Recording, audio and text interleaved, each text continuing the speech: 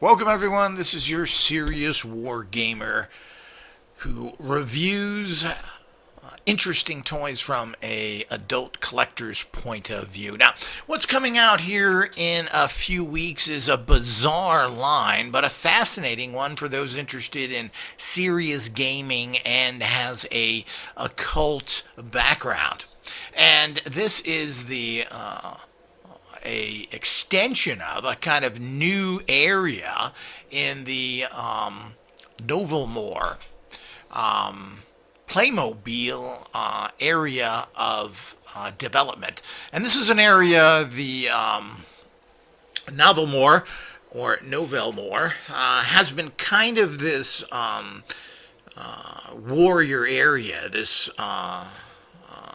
actual medieval interesting group of very fascinating play sets and toys, etc. Unfortunately, Playmobil continues to put out their ugly little figures that are really a turnoff.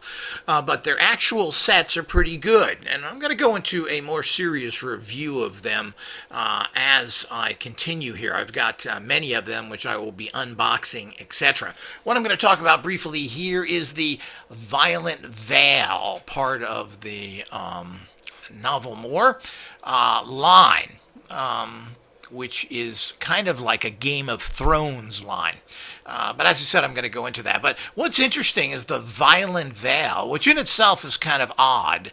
The Voilet Vale Demon portal. And as you can see from the picture here, it's quite weird. And they've got all these different figures and very demonic in nature, which is kind of following the trend of the way things are going in life in general, and how demons are more interesting and been portrayed actually as good entities.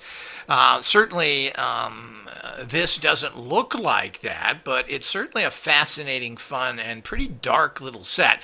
Now, Playmobil is one of the few things that they have, apparently, this is fairly original. I'm not sure where this comes from. Usually they copy most things and follow trends.